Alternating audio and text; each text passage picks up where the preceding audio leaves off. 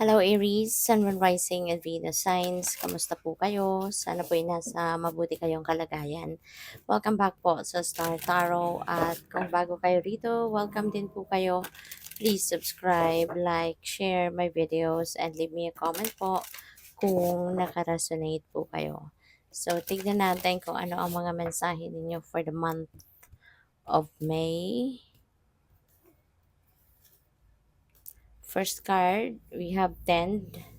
Yan, sabi dito, there's maintenance, encouragement, guidance. So, feeling ko dito, you need to take extra care of yourself dito, Aries. And other than that, no, siguro meron din kayo mga ibang areas of life na kailangan mo din na alagaan, tignan, i-check, yung gano'n. Kasi baka merong mga bagay dito na nakakaligtaan nyo na or merong mga bagay or areas of life na kumbaga na-overlook ninyo or nani-neglect na ninyo because maybe you are so focused only on few areas, no, few things sa buhay ninyo at baka merong mga bagay na nakakaligtaan kayo. Okay? So, yan na napipick up ko dyan for some of you. So, we have rain, cleansing, purification, hydration. So, parang so maaari no na yung bagay na 'to or area of life na 'to na siguro na neglect ninyo is taking care of yourself. Baka yung self-care, ito yung hindi na ninyo nagagawa siguro or baka kulang 'no, yung oras ninyo para diyan. Baka hindi niyo na naibibigay man lang sa sarili ninyo yung kunyari kumpletong tulog, 'di ba? Or pagkain ng masusustansyang pagkain, baka hindi nyo na yan nagagawa. Hindi nyo na naipapagluto yung sarili ninyo, 'di ba? Sa sobrang kabisihan ninyo in other things, other areas of life. Kaya kailangan ninyo no kailangan ninyo ng cleansing, kailangan ninyo ng purification, kailangan ninyo ng pag-aalaga sa inyong kalusugan. Meron nga ditong hydration, so baka ang iba sa inyo, 'di ba, kahit pag-inom siguro ng fluids, pag-inom ng tubig, baka nakakalimutan niyo na, you know? Kasi baka imbes na tubig ang inumin baka, soft drinks, juice, mga gano'n. Mabuti kung kung freshly, done 'no, na prepared kumbaga na fruit juice or vegetable, 'di ba, okay. Pero kung kunyari alam mo 'yun, yung mga yung mga ready-made na, mga powder na juice, yung mga gano'n, 'di ba? So, mas mas hindi healthy, 'di ba, ang mga gano'n. Kaya 'yan, so baka kailangan niyo talaga ngayon na mag-ano kayo, baka may mga imbalances 'no, Aries, na nangyayari. Baka sa sobrang kabisihan ninyo, sa sobrang daming inaasikaso, you are going for kung anong puwedeng mabilisan na lang, kung shortcut ba, yung gano'n 'no. So, you really need to do some kind of purification, detoxification ng buhay ninyo, 'di ba? Give yourself time to reflect 'no, para kumbaga kahit papaano maibalik ninyo yung sarili ninyo sa sentro, mapag-isipan ninyong mabuti ang mga bagay 'no, na dapat ninyong pagtuunan ng pansin at, ma-figure out ninyo kung anong mga bagay na hindi hindi importante, hindi masyadong importante, isantabi muna at mas i-prioritize ninyo kung ano yung mas dapat, 'di ba? So, sometimes hindi na natin nagagawa yun, naiisip yun kasi when our mind is bogged down with different things, nakakaligtaan na natin kung ano ang mas tamang gawin. Kaya you may need to do some kind of cleansing, purification, and detoxification. Alright? So, we also have hedge. Ayan, so boundaries, may fence dito. So, it feels like baka kailangan nyo na mag-set kayo ng healthy personal boundaries para mapangalagaan nyo din ang inyong energies protect your energies kasi baka mamaya merong mga tao sa paligid ninyo na alam mo yon baka inaabuso naman kayo. Baka may mga tao sa inyo na alam mo yon nagte-take advantage ng inyong kabaitan, nagte-take advantage ng inyong nagte-take advantage ng inyong pagiging compassionate, pagiging generous.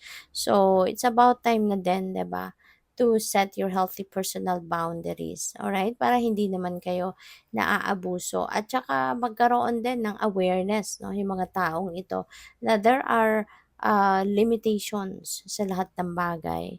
And also, baka meron din kayo ritong important decision na kailangang gawin sa buhay. Ah, maaari 'no, na yung decision na 'to could be, um, siguro nahihirapan magdesisyon ang iba sa inyo, kaya kailangan ninyo na balansehin muna ang inyong sarili.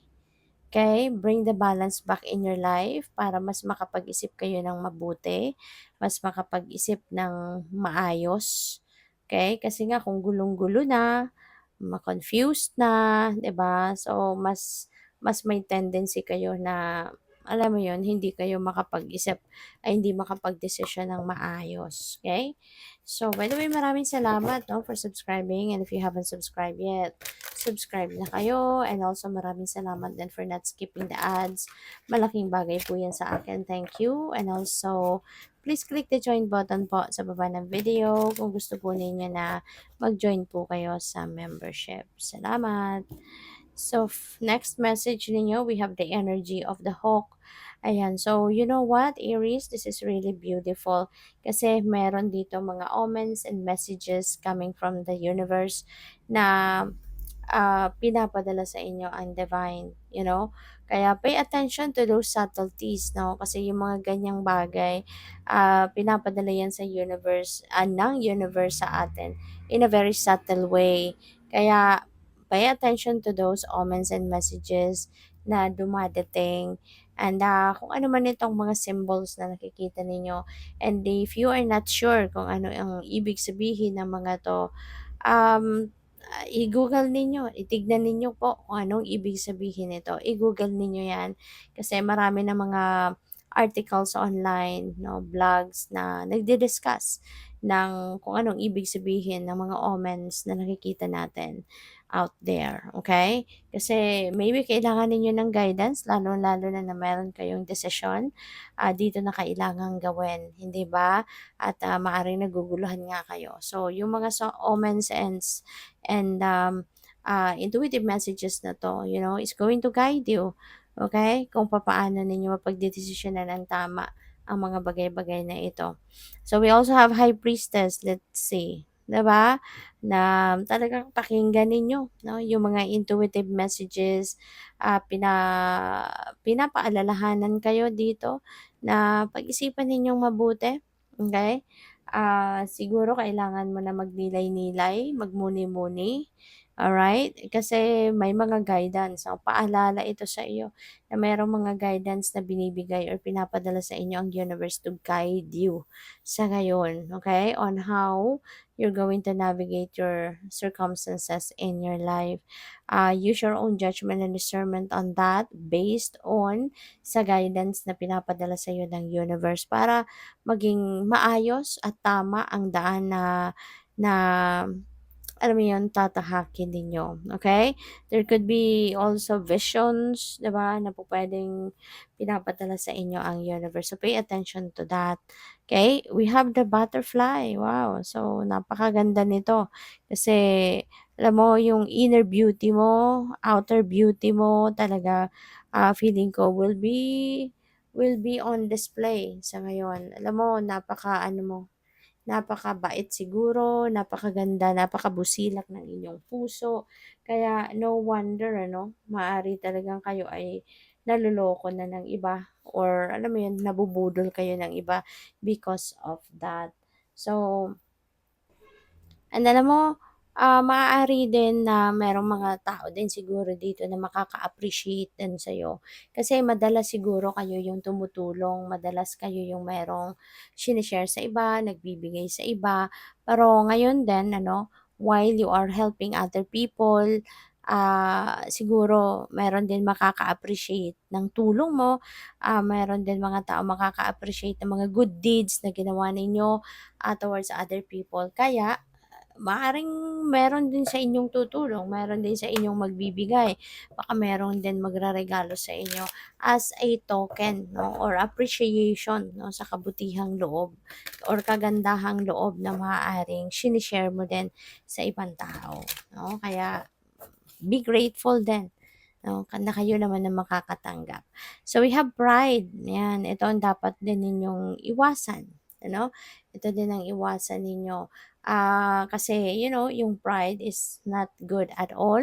Kapag tayo ay nagpapairal ng ating pride, ay naku, nakakasira 'yan ng relationship, nakakasira 'yan ng magandang samahan, sa magandang pakikitungo ng mga tao sa atin, nakakasira ito. Kaya as much as possible, 'di ba, tanggalin natin 'yan, 'wag nating i-entertainin 'yan sa sarili natin because it's not going to help us build, strong relationship 'no, with other people.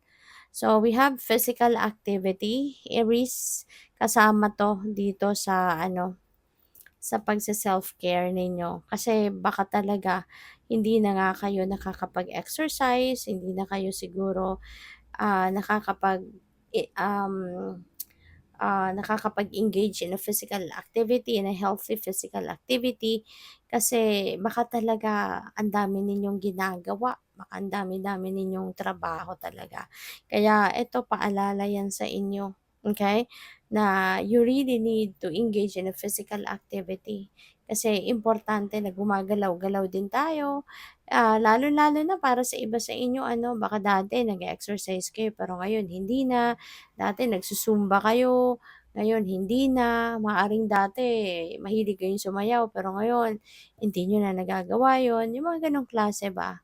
Yung mga dati ng parte ng routine ninyo tapos ngayon dahil sa nakatutok na kayo sa kung anumang bagay, hindi niyo na nagagawa ang mga dati na healthy naman, healthy practices, 'di ba? So this could be a reminder para sa'yo na ibalik ninyo 'yon 'no, yung physical activity ninyo.